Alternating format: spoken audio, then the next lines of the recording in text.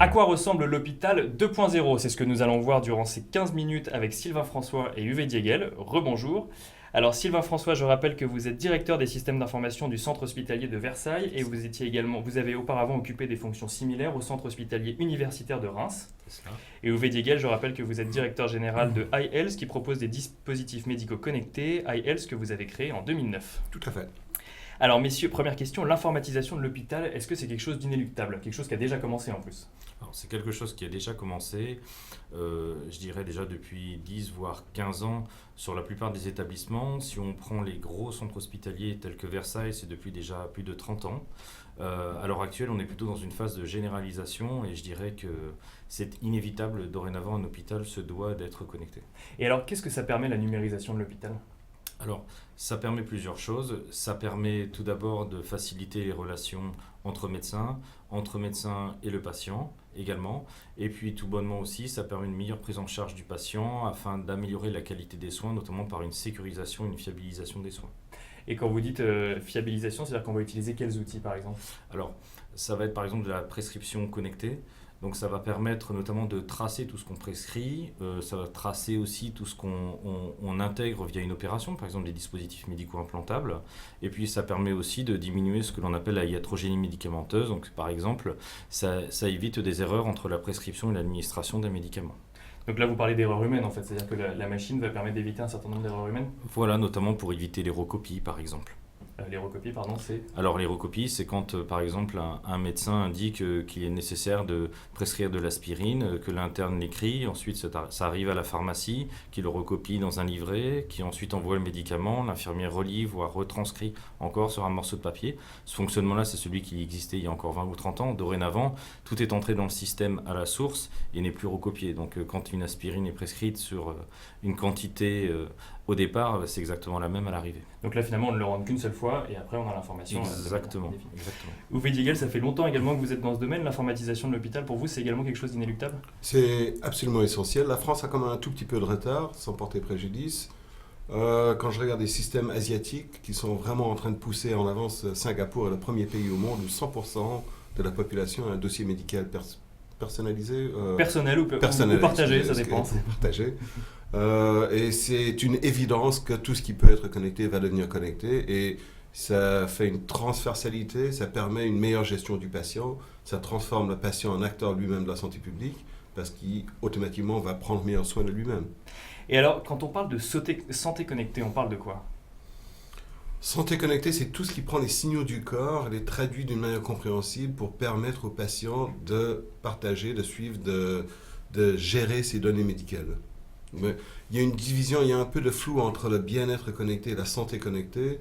Pour moi, tout ce qui est santé connectée, ce sont des dispositifs enregistrés ANSM avec des remboursements de la sécurité sociale. Ce sont des dispositifs médicaux. La définition du dispositif médical n'a pas changé. Donc c'est des dispositifs médicaux reconnus comme tels dans les hôpitaux et notamment au CH de Versailles, on utilise ce genre de dispositifs? Alors, on n'utilise pour l'instant pas de manière exacerbée ces dispositifs connectés, ne serait-ce que des dispositifs relativement classiques qu'on utilise déjà depuis des années, comme des pacemakers par exemple. Néanmoins, de plus en plus, on arrivera sur des dispositifs connectés, notamment à la maison, qui permettront un meilleur suivi du patient en sortie de l'hôpital par exemple. Donc l'objet connecté, ou pardon, le dispositif médical connecté, on l'utilise en sortie du patient de l'hôpital. Est-ce qu'on peut l'utiliser également avant en prévention? Mais absolument, dépendant des pathologies. Une grande majorité des gens qui souffrent de pathologies chroniques telles que l'hypertension, le diabète, ce sont des pathologies acquises et qui sont mieux gérées par le patient s'il comprend sa pathologie. On vient de lancer un très beau programme avec la clinique Pasteur de gestion du patient pour essayer de réduire le coût de réhospitalisation du patient, suivi du patient à distance. Il quitte l'hôpital, il a son objet connecté, les données sont envoyées directement à l'hôpital qui va gérer le patient à distance. Alors on parle d'hypertension, de diabète, qu'est-ce qu'on peut suivre d'autre avec les dispositifs médicaux connectés? Les grandes pathologies chroniques, celles qui coûtent le plus à la sécurité sociale sont numéro 1 le diabète, numéro 2 les maladies cardiovasculaires, numéro 3 le cancer, numéro 4 la BPCO, numéro 5 le surpoids qui n'est pas une maladie mais qui va engendrer les maladies. Ça, ce sont les grands axes de la santé connectée. Mais presque n'importe quelle pathologie mérite d'être mieux suivie avec un objet connecté. Et donc le patient a son dispositif médical connecté, c'est lui qui rentre les données directement dans l'objet ou c'est l'objet qui vient les mesurer?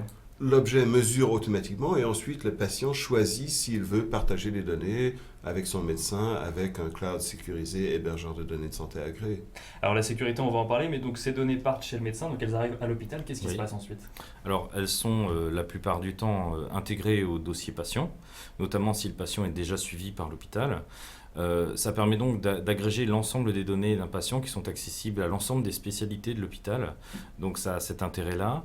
Ensuite, quand le patient est revu par exemple en consultation de suivi, ça permet au médecin de préparer à l'avance la consultation, d'éviter un oubli du patient par exemple quant au relevé de certaines informations. Donc ça facilite la prise en charge.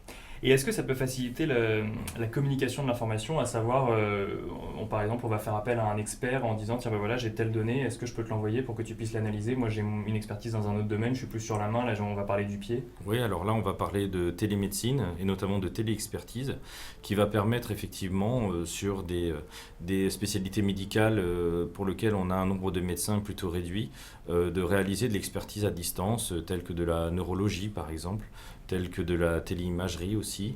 Donc ça va permettre à un hôpital, voire une maison de retraite médicalisée, d'avoir un avis d'expert au lieu de déplacer le patient directement au centre hospitalier de référence. C'est le médecin qui prescrit le matériel? Alors il est nécessaire que le matériel soit prescrit, effectivement, si l'on parle bien de dispositif médical. Donc c'est ce que vous nous dites, en fait, c'est reconnu par l'État, par la sécurité sociale. Tout à fait. Un glucomètre connecté est remboursé par la sécurité sociale. Mais ça ne veut pas nécessairement dire qu'un tensiomètre connecté est remboursé, parce qu'un tensiomètre est aussi utilisé en automesure par le patient. Pour revenir sur le sujet de la télémédecine, télé du grec voyager, en fait, le grand avantage de la télémédecine, de la santé connectée, c'est que ça fait voyager les données plutôt que de faire voyager le patient. Donc ça permet une beaucoup meilleure compréhension, un suivi à long terme. La mesure ponctuelle qui est prise instantanément chez le médecin n'est pas toujours la meilleure réflexion de l'état de santé du patient. Mais si le médecin a toutes les données qui lui permettent d'analyser, de voir l'évolution de la pathologie, surtout quand on parle de pathologies chroniques comme l'hypertension, le diabète, la BPCO, là ça devient beaucoup plus intéressant comme outil de gestion pour le médecin. Et donc avec beaucoup plus de précision. Avec beaucoup plus de précision, tout à fait. Alors il y a quand même des questions qu'on se pose, on en a entendu parler assez souvent. Donc on a nos données de santé qu'on communique à l'extérieur, on se pose des questions de confidentialité ou de sécurité. Comment est-ce qu'on assure la confidentialité de ces données? À nouveau, les règles sont très très simples. Il y a des règles établies en France pour être hébergeur de données de santé agréées. Moi, je n'ai aucune utilité pour les données si elles ne sont pas anonymes. Moi, je ne veux que des données anonymes parce que si elles sont anonymes, je peux m'en servir pour faire de la recherche épidémiologique pour améliorer la gestion des pathologies. Aussitôt que je sais que vous, Nicolas, avez cette pathologie, la donnée ne m'intéresse plus parce que je ne peux plus m'en servir. Donc on a cette fausse image en fait de la sécurité des données. Aussitôt qu'on est hébergeur de données de santé agréées, toutes les valeurs personnelles des données disparaissent et c'est qu'une valeur épidémiologique.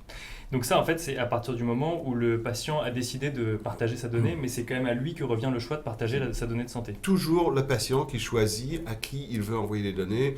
Est-ce qu'il veut se servir du cloud pour faire une synchronisation entre son téléphone, sa tablette et son ordinateur? Mais moi, en tant que fabricant, hébergeur de données de santé agréées, n'ai aucun accès aux données. La seule personne qui peut choisir, c'est vous, le patient.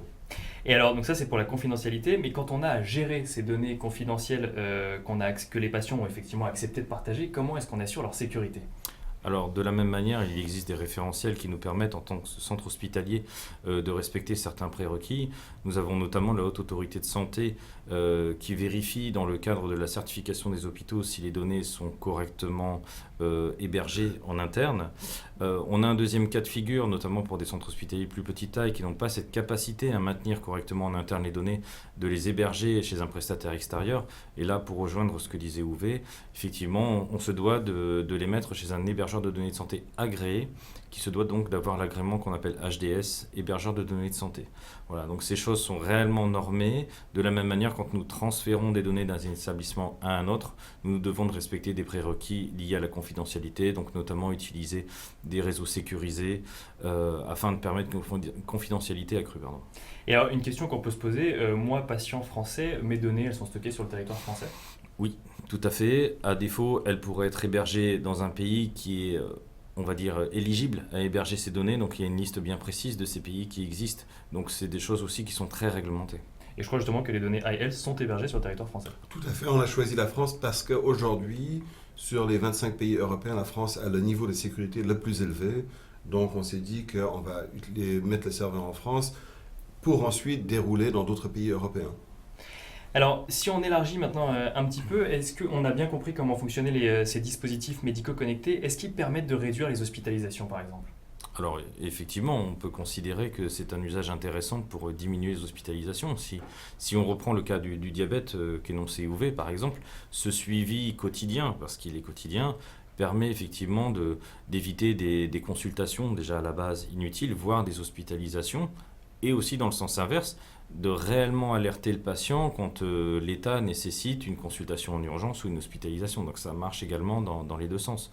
Si je prends le cas aussi de la télé-AVC, par exemple, qui est une activité de plus en plus courante, là, c'est de prévoir l'AVC à l'avance, c'est ça, avec un objet voilà, alors, connecté? à défaut de réellement la prévoir à l'avance, ça va nous permettre de déterminer le niveau de gravité et d'améliorer le diagnostic.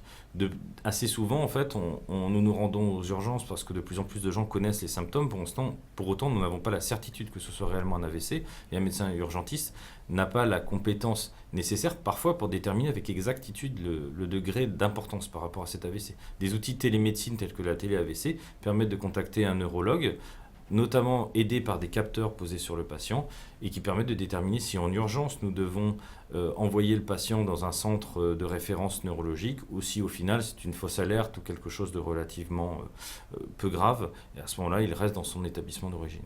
Donc finalement ça permet quand même de réduire les hospitalisations, ça permet de réduire également le nombre de fois où on va chez le médecin. Finalement c'est deux endroits différents, mais en fait ça permet de comprendre si on a quelque chose de grave ou si simplement c'est quelque chose de normal. Il y a l'aspect de prévention qui est très important, comme on le disait.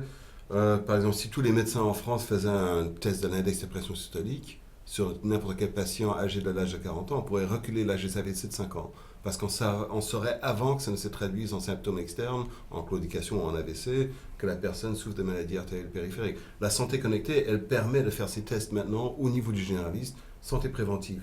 Mais ensuite, il y a la gestion du patient lui-même.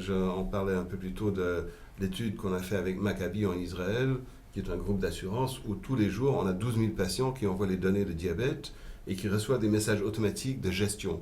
Gestion du patient plutôt que de gestion de la pathologie.